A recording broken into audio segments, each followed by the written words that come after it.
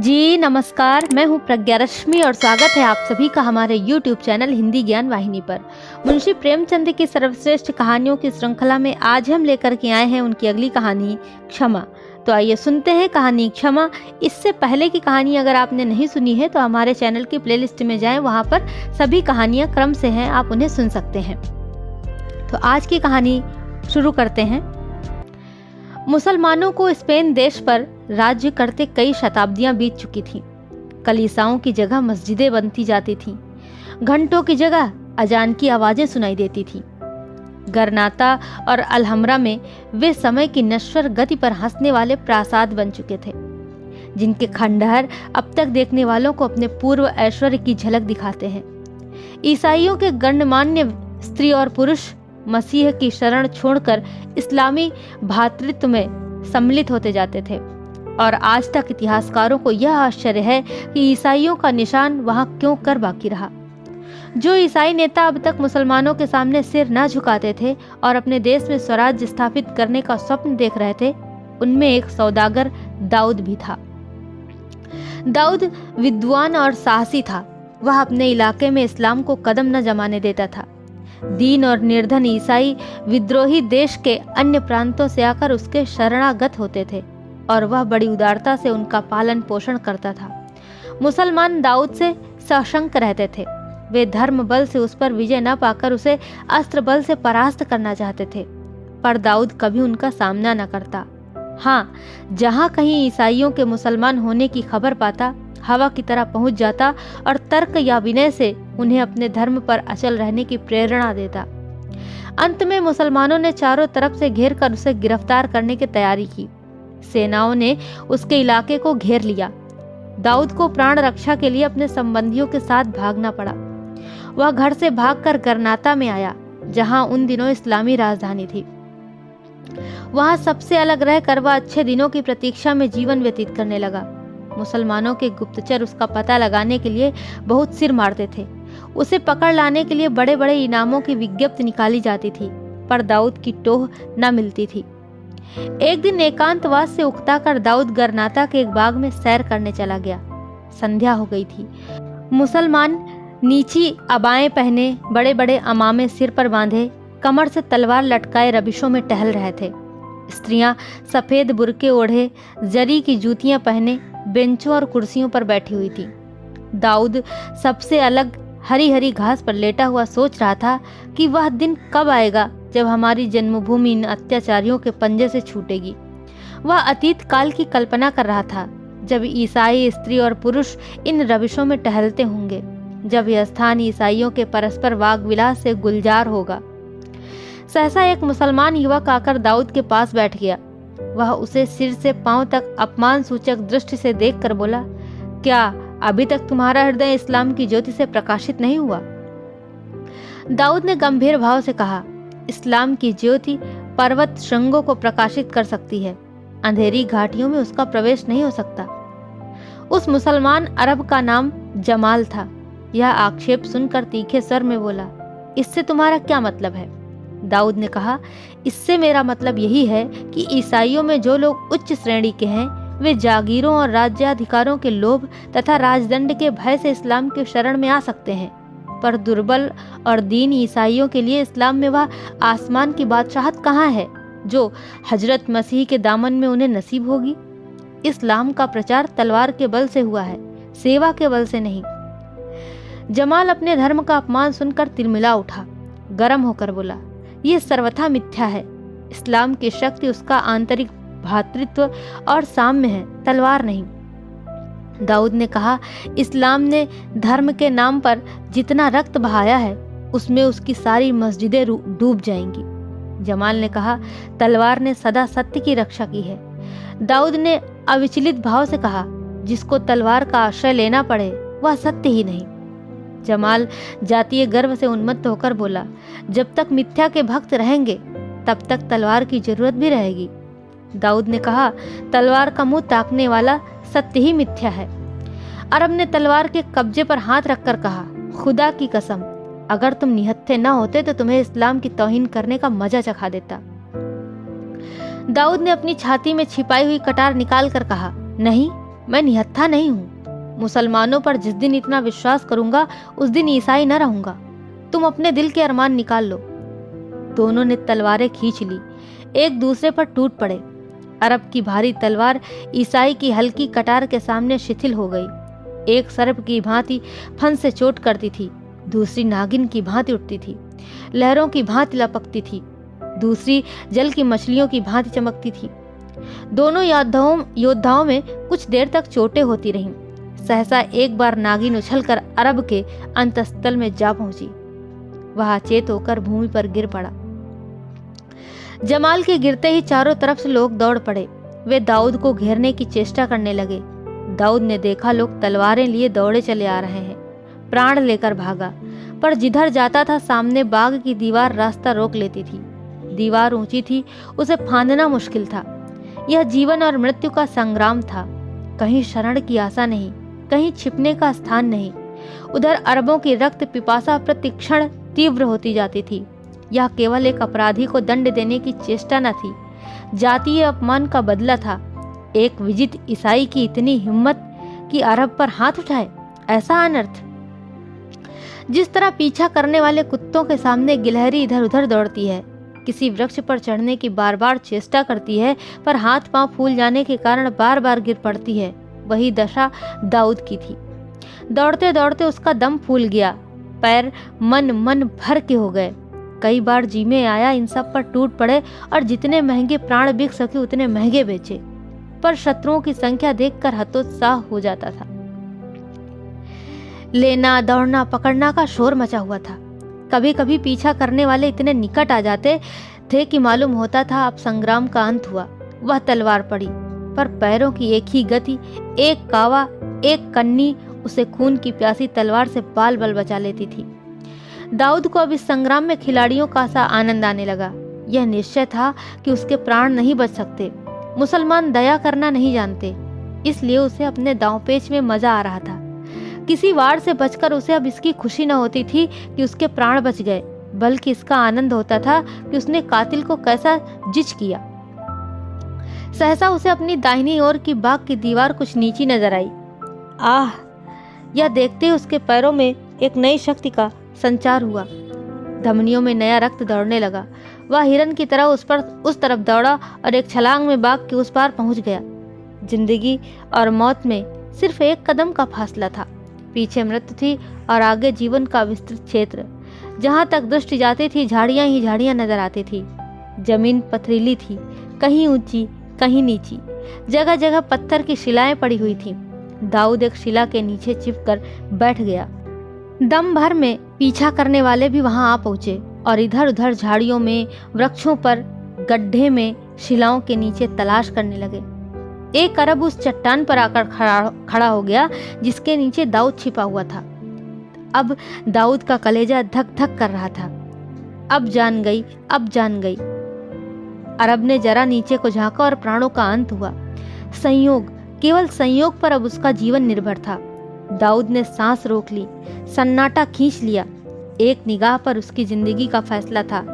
जिंदगी और मौत में कितना सामीप्य है, मगर अरबों को इतना अवकाश कहाँ था कि वे सावधान होकर शिला के नीचे देखते। वहां तो हत्यारे को पकड़ने की जल्दी थी। दाऊद के सिर से बला टल गई। वे इधर उधर ताक झांक कर आगे बढ़ गए। अंधेरा हो गया। आकाश में तारागण निकल आए और तारों के साथ दाऊद भी शिला के नीचे से निकला। लेकिन देखा उस समय भी चारों तरफ हलचल मची हुई है। शत्रुओं का दल मशालें लिए झाड़ियों में घूम रहा है। नाकों पर भी पहरा है। कहीं निकल भागने का रास्ता नहीं है। दाऊद एक वृक्ष के नीचे खड़ा होकर सोचने लगा कि अब क्यों कर जान बचेगी। उसे अपनी जान की वैसी परवाह न थी। वह जीवन के सुख दुख सब भोग चुका था। अगर उसे जीवन की लालसा थी तो केवल यही देखने के लिए कि इस संग्राम का अंत क्या होगा। मेरे देशवासी हतोत्साह हो जाएंगे या अदम्य धैर्य के साथ संग्राम क्षेत्र में अटल रहेंगे। जब रात अधिक बीत गई और शत्रुओं की घातक चेष्टा कुछ कम न होती दिख पड़ी तो दाऊद खुदा का नाम लेकर झाड़ियों से निकला और दबे पांव वृक्षों की आड़ में आदमियों की नजर बचाता हुआ एक तरफ को चला। वह इन झाड़ियों से निकलकर बस्ती में पहुंच जाना चाहता था। निर्जनता किसी की आड़ नहीं कर सकती। बस्ती का जनबाहुल्य स्वयं आड़ है। कुछ दूर तक तो दाऊद के मार्ग में कोई बाधा न उपस्थित हुई। वन के वृक्षों ने उसकी रक्षा की, किंतु जब वह असमतल भूमि से निकलकर समतल भूमि पर आया तो एक अरब की निगाह उस पर पड़ गई। उसने ललकारा और दाऊद भागा। कातिल भागा जाता है। यह आवाज हवा में एक ही बार गूंजी और क्षण भर में चारों तरफ से अरबों ने उसका पीछा करना शुरू कर दिया। सामने बहुत दूर तक आदमी का नामो निशान न था। बहुत दूर पर एक धुंधला सा दीपक टिमटिमा रहा था। किसी तरह वहां तक पहुंच जाऊं। वह उस दीपक की ओर इतनी तेजी से दौड़ रहा था मानो वहां पहुंचते ही अभय पा जाएगा। आशा उसे उड़ाए लिए जाती थी। अरबों का समूह पीछे छूट गया। मशालों की ज्योति निष्प्रभ हो गई। केवल तारागढ़ उसके साथ दौड़े चले आते थे।